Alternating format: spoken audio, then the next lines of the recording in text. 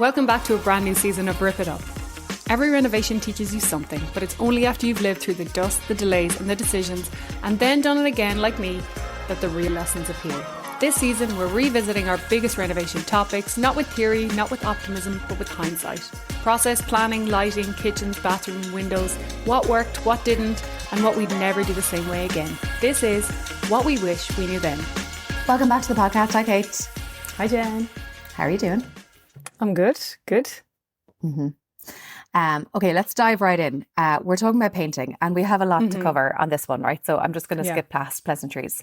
And definitely in this episode, we're going to focus a bit more on kind of the technical aspects of painting, more about like how to pick colours rather than specific colours themselves. But we will at the end give our favourite off-whites because I know that is... I must get asked that at least weekly on my Instagram, probably more.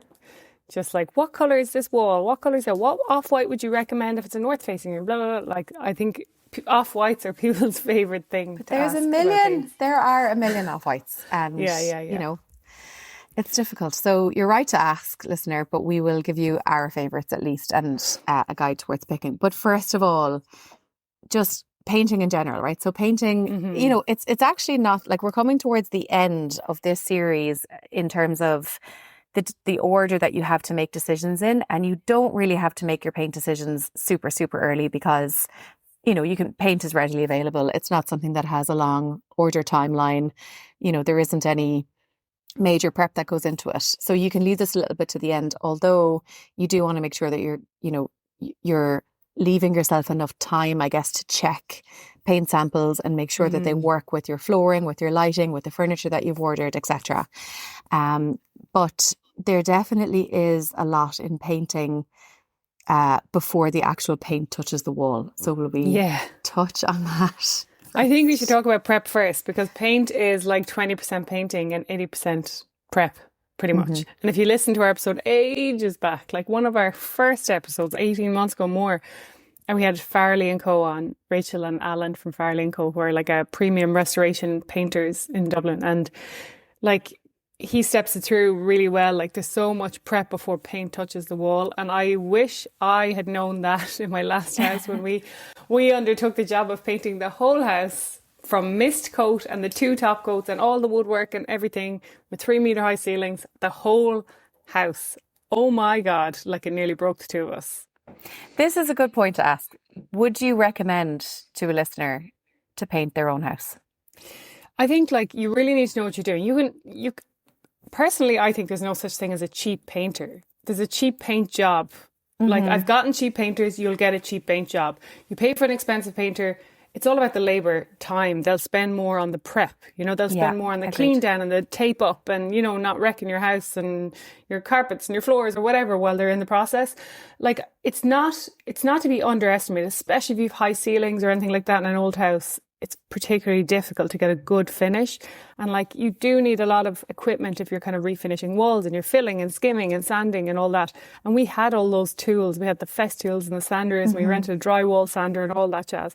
So like there's a lot to it. You can do a crappy paint job. Anyone can do a crappy paint job themselves. But I have done many crappy paint jobs myself. To get a really good paint job is not as easy as people think, I think. So like this time with kids, absolutely no way in hell I was trying to paint my own house. So we did get Farley & Co this time.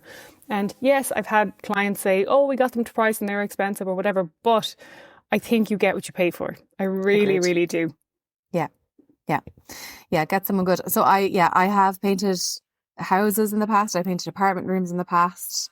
And there's times when it's been worth it. There's times when I just needed something painted. Maybe I was renting or whatever. I just needed something done. Didn't have the money to pay for it. And can it be done? Yes, it can. Yeah. I think you're right. It's hard to do it well. I think if your walls are perfectly flat, which they really rarely are, then maybe it's possible. I think high ceilings, I really struggle with that. That's really, really difficult.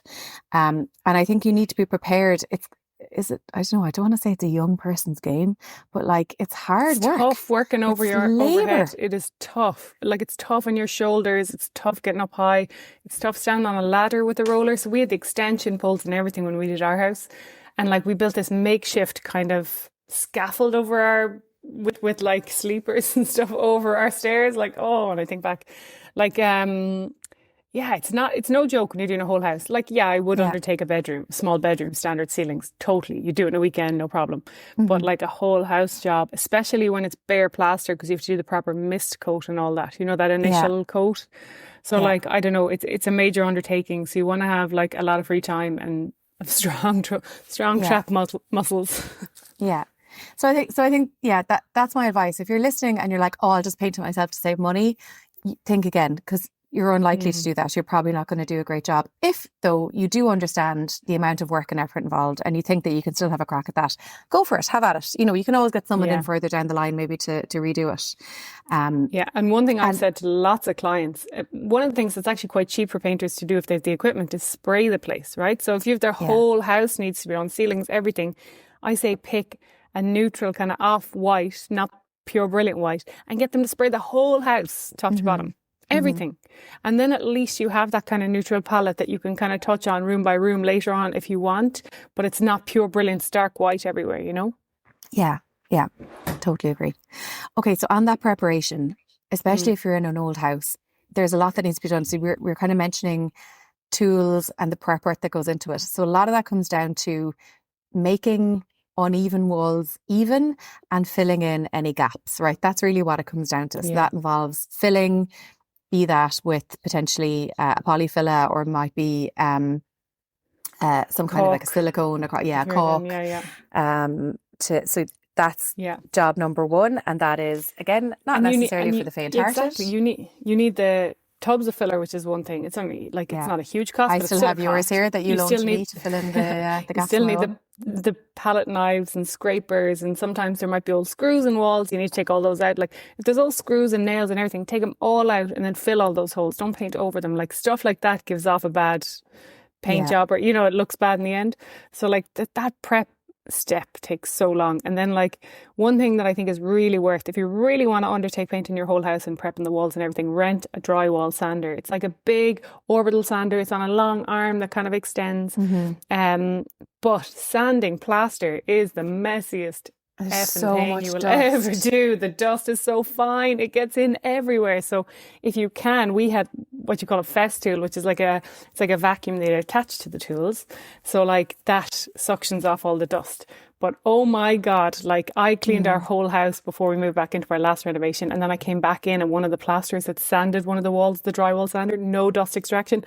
I mean, the whole house was like snow. Like it's so messy. And if you've oiled wood floors, it gets in the grain, it gets in everything. Yeah. So you need to have, like, that means that if you're in your house and you have furniture and stuff in your house, you need to have those big sheets to cover, like painter sheets to cover all your furniture. Yeah. So like you get what we're saying, there is, you know, there's a lot in this. Okay, so then you have your drywall sander. If you don't need that, you know, regular light sanding sponge. They're sponges fab. Will do the job. I love the flexible sanding sponges. Like they come in like coarse, medium, fine. I always just go for medium and it kind of does everything. But I love those sanding sponges. I just think they really smooth out a surface before you paint. They're so easy to use. They're really, really good. So you want your surfaces perfectly straight. And I swear to God, you loaned me, right, polyfiller and a paint scraper and a little sanding sponge. And this was just to fill in a tiny little chip of paint that had come away when I didn't remove a little command hook properly for my Christmas decorations. 100% my own fault. And that's just one little chip of paint. And if you like, because I tried painting over that and you see it. So if you don't have this thing perfectly smooth and you have any tiny little dent or bump or anything in the wall, painting over it does not fix that. Like paint is thin. It does not fix it. So you do need to have that sanded down. And then taping. Are you a taper? Do you tape your... Oh, well, like I'm the worst prepper in the world. People do it and not do it. So like, like my husband would tape off the whole bloody place. And when we had Farley & Co, it was like a murder scene, as in beforehand. Like if you were trying to get away with the murder, like taping up the whole room in plastic, it was perfect. Like the whole place was taped. So yeah, it's totally worth doing, but it depends what's in the house. You know, it depends the stage at the renovation you're at. And if there are finished surfaces, I would say absolutely tape them up. But if there aren't finished surfaces and it's still a dusty site, you might get away with it, you know? Yeah. I am a taper. I will tape things off. I am totally into the like 80% prep, 20% job done. But another thing, I think, did you tell me this before? Is that you don't wait till the tape is dry to peel it off. Because I have made that mistake before myself on an old bedroom in an apartment. So I taped everything off. I painted my room pink. I think I might have been 21. Loved it at the time. And then the paint dried and then I peeled it off and I cracked off a load of paint around. Now, luckily, it was the bottom of the room, kind of near where the bed was. I tested it. But you peel that paint off while it's still wet. So that is very important. Another thing you mentioned earlier was a mist coat. That you're... So mist coat is just like if you have bare plaster and you paint full 100% paint on top of that, it'll peel off. It'll start to peel off. So you have to do what they call a mist coat, which is essentially a thinned down paint. Like maybe 20%, upwards of 20% water into your paint. If you have a really thin kind of runny paint, you can probably get away with 20%. If you've one of those thick gelatinous paints, you might need more, like it might need to be 30, 40% water. But you do a watered down first coat or mist coat in whatever base colour. Like it could be white, it could be the colour you're doing the walls, whatever. To let that soak into the new plaster or whatever, you know. And then it won't peel. Yeah, so it's almost like I don't know, it's like a gluey base or something like that. It's like an attachment base. You're essentially priming your walls, I suppose.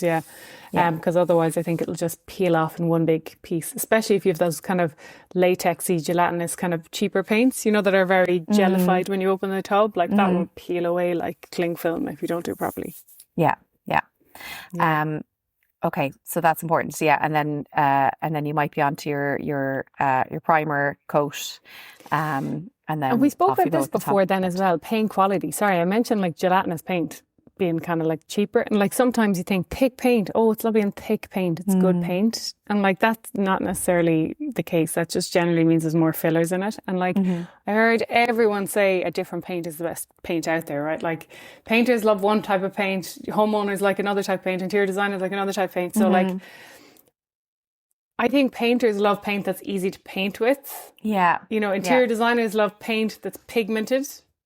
Yeah. And sometimes those things don't correlate or don't overlap. Like personally, I think 100% you can see the difference between real little green and Farrow & Ball versus a basic, I won't even say the brand, but you know the brands I'm talking about, the cheaper end brands. You can definitely see the difference in the pigment when you open the tin. When you sometimes colour match in a cheaper one, it won't look the same as that brand because it's just not as much pigment in that paint. So like, yes, they're more expensive paints, they're more expensive for a reason. If you're okay with the colour match being slightly off from that swatch you have, that's totally fine. But just don't expect it to be bang on looking the same because it won't. Yeah, and so much does go into those colours and does go into like matching, like mixing those pigments and getting the exact shade. So if you're particular or you've seen something you love somewhere, unless your room is absolutely gigantic, like you're not spending, paint isn't incredibly expensive. Like the difference between a premium paint and a cheap paint for an average size house, like, okay, I know you're at the end of your renovation and you might be running out of money, but you are talking about maximum a few £100. And I think it really can be worth it because it lasts for years. You know, it's, it really does. But if you're, again, as we said, if you're at the end and you're running out and you can't afford to get it done now, just get a good off-white base everywhere and then come back and do it again in the future. Exactly. It's totally fine. Yeah. It's something you can live with, just not pure brilliant white. Like a nice off-white and you'll live with it for as long as you need to live with it. Yeah. And another thing you mentioned there around like pigment is important. But if something is too thick, then it can be actually harder to get the right coverage. Like you almost see the lines, you almost see it at the edge. Whereas like a really, really good quality paint, it almost just sometimes like painting your nails and it almost like it doesn't go up and overlap on the edges. It kind of like spreads across your nail by itself. Ridges kind of almost. Yeah. I think it's the same with paint. And I think it's the same as well like with brushes and tools and stuff like that. Like the cheapest of the cheap brushes and rollers will leave you with that crappy finish. Like the tips of the brushes might be a bit firmer, so you'll see the streak marks a bit more. The rollers might be losing their fluff for their first use, so that fluff might be getting stuck in on the walls when you roll them. So like I do think a little bit better than just the bog standard base level brushes and rollers are worth it as well. Yeah, agreed. I love Wooster for my brushes. We use Purdy for all our rollers and everything, but I think Wooster and Purdy are both good brands and quite used by like professional painters and stuff a lot. But usually when I pick a brush, I try and pick like the silver tips, where it kind of goes fine at the tips of the brush. Yeah. Just gives you a bit more flexibility for kind of cutting in and smoother finishes and stuff like that. Yeah. Yeah, agreed. I just use I haven't painted enough good quality paint. And I've done it myself in the past. I've definitely been guilty of just picking up like whatever they sell in the paint shop that's cheap. Yeah. And like, again, in my rented houses in an old bedroom, in my 20s, like that was totally grand. fine. Yeah. I wouldn't be doing it in this house. But I also think like if you love a particular paint in, let's say, a mid-tier brand or a lower to mid-tier cheap brand, if you love that shade, buy it because it's in that brand. It'll be right. It'll be like the swatch, Yeah. But it's just where you're trying to match a Farrow and Ball or a Little Green or, some other premium paint brand back to a cheaper one is, I think, where it goes wrong. I've no problem people using the swatch of the actual paint and then buying that brand of paint if it's a cheaper brand. Just beware of colour matching. Yeah. And beware of finishes as well, I think, as in the level of sheen in your paint. Okay, let's talk about this for a minute because this is important because I think people, I don't know why they won't just say like sheen 1 to 5. Do you know what I mean? Like it's hard to know. So there is a level. It starts at matte and there are Farrow and Ball, for example, has is it dead flat it's called? Dead flat, yeah. So even within matte, there's levels, different brands have different levels of how matte they are. So this is really, really flat. And I do think this works in certain surfaces, but you just need to know, like, it's a texture that you're aiming for at the end of the day. So you need to know, like, what balances with the rest of the items in your house. Like, if you want that really, really, really, really matte finish, then make sure that you are layering it with, maybe glossier or more kind of satiny fabrics that go well with that pair well with that. And just know as well that can show up marks and scuffs a little bit easier. That's what we need to know. I think Farrow and Ball say their standard, say, wall paint, which they call like estate emulsion, is 7% maybe. And it gives you kind of enough that it's a little bit durable. And then they have a modern emulsion, which is a little bit more wipeable, but again, might have an extra % or 2 sheen. And then you go up to your eggshells. I bought dead flat for my woodwork in my last house. Oh, nice. Really I do like flat. it. It's not great for woodwork because it's so flat. It catches kind of dust. So especially on skirting and things like that, it's a rough surface. Yeah. So it looks cool. It looks the part. It looks like the same sheen level as your walls, but it's just, it's a little trickier to kind of maintain and keep clean, I think. I love matte in a kitchen. I love matte on kitchen cabinets. I love like a really, really matte finish. I think mine is like 10%. No, it's only 5%, I think.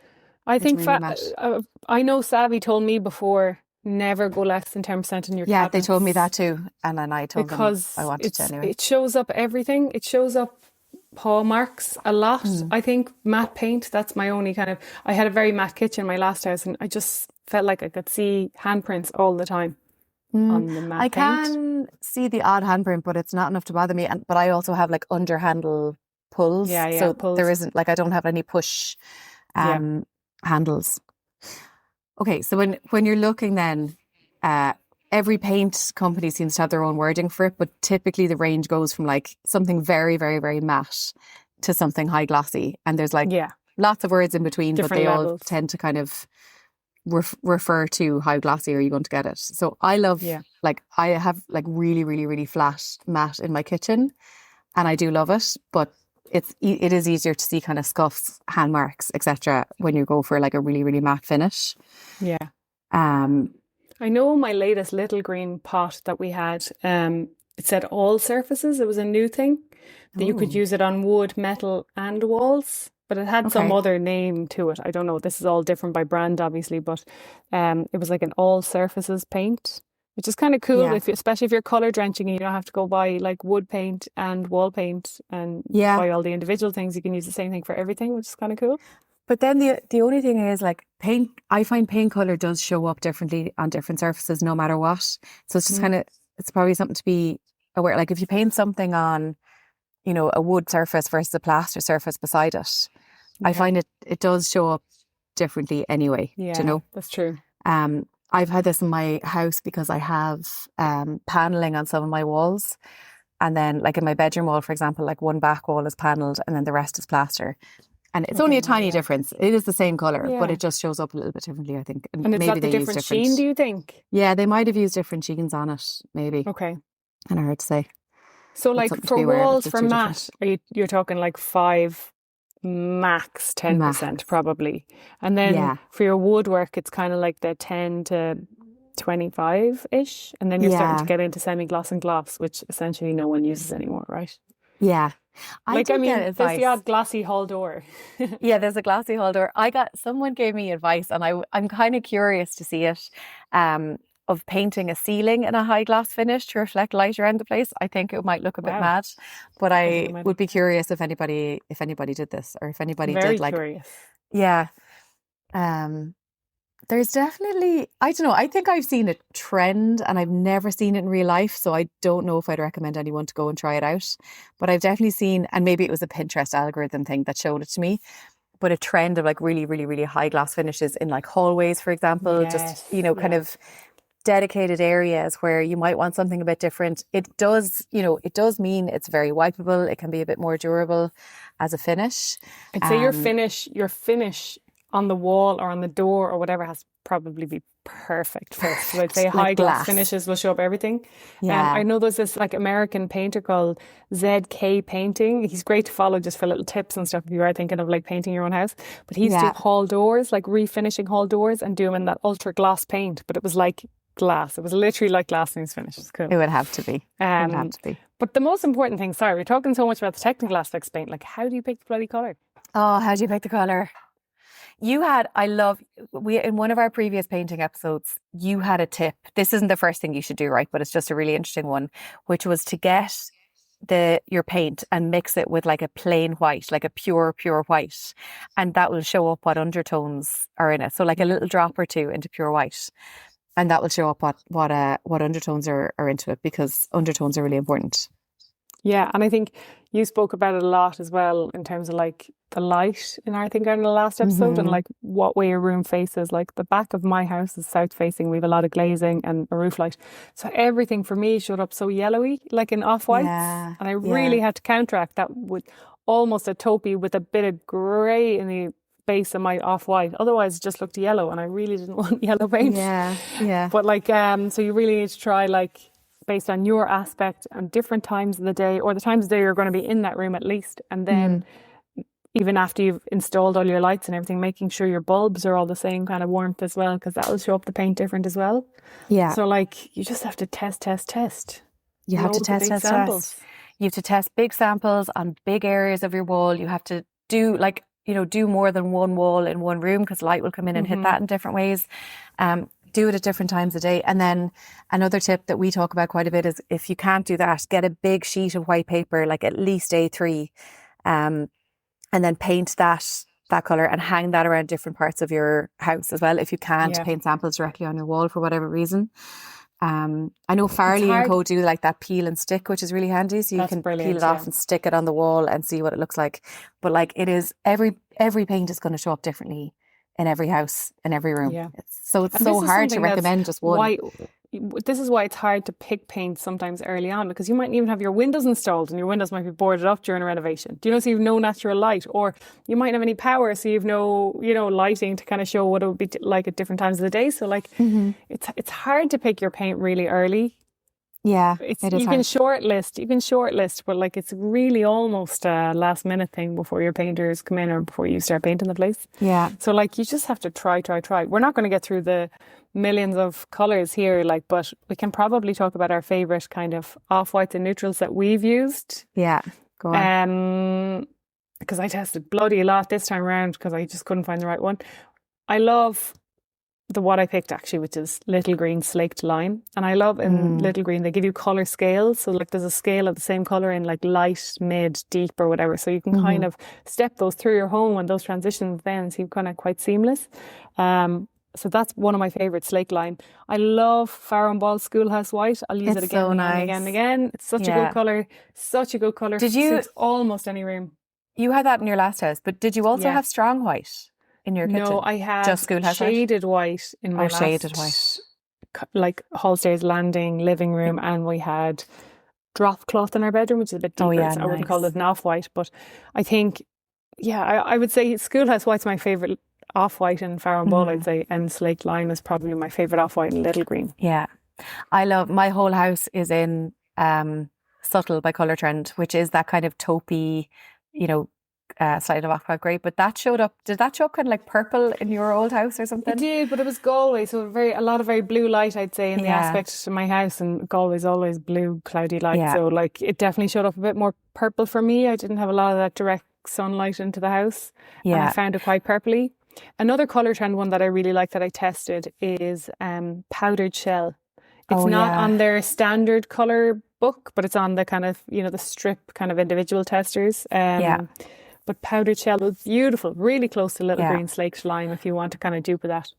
One that I love that I used in a client's house recently, and I just went down to see the finished one a couple of weeks ago, is it's in the Fleetwood Prestige Roisin Lafferty range. It's called Green Street, and it does have kind of green undertones, which I love in a lot of Irish houses. It doesn't work in every room, it doesn't work everywhere, but a white with kind of a slightly green undertone. You don't see it as green, but it does show up as, it kind of gives you what we wanted from Magnolia, which was that kind of brighter, cheerier, sunny, like kind of sunny. Yeah, sunny, but not like someone's been smoking in this room and like staying the walls yellow, And then another one that I do love that is slightly buttery, so you have to be careful where you use it, is Trig by Farley & Co. Oh, Farley & Co. It's quite a light one. I tested that here actually, kind but of it yellowy, did show up a bit buttery for me because of my south-facing light. But I liked it in other parts of the house when I tested it. But if you would like dark north-facing room, I think that's a great one. I love it. Fab colour, yeah. It's not dissimilar to like a deeper